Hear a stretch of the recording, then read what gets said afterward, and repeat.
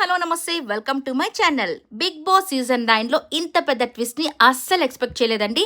ఇక సంజన గారు అయితే ఫస్ట్ కెప్టెన్ అయిపోయారు సీజన్ 9 కి. ఇది ఎలా జరిగింది అని అనుకుంటున్నారా?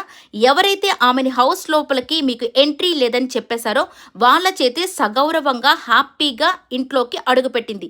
నిజంగా ఈమెకి హ్యాట్స్ ఆఫ్ అనే చెప్పొచ్చు. ఇదంతా ఎలా జరిగిందంటే ఇక బిగ్ బాస్ అయితే ఈ రోజు కన్ఫెషన్ రూమ్ కి సంజన గారిని పిలిచి ఒక 5గురిని సెలెక్ట్ చేసుకోండి కెప్టెన్సీ టాస్క్ కోసం అని చెప్పేశారు. ఇక ఈమె 5గురిని సెలెక్ట్ చేసుకునింది.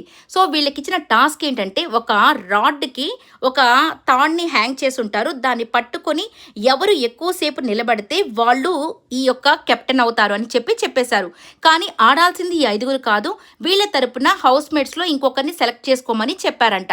ఇక దానికోసమని సంజన గారు శ్రీజాని, అలాగే హరీష్ గారు వచ్చి పవన్ కళ్యాణ్, అలాగే డిమాండ్ పవన్ వచ్చి ప్రియా శెట్టి, ఈమో కోసం భరణి గారు, షష్ఠి వర్మ కోసం రాము రాథోడ్ అయితే ఆడేశారంట. బట్ వీళ్ళందరిలో గెలిచింది శ్రీజ గెలిచి సంజన గారిని కెప్టెన్ అయితే చేసేసింది. ఇది సూపర్గా ఉంది కదా. ఈ వీడియో నచ్చినట్టయితే లైక్ చేయండి, షేర్ చేయండి.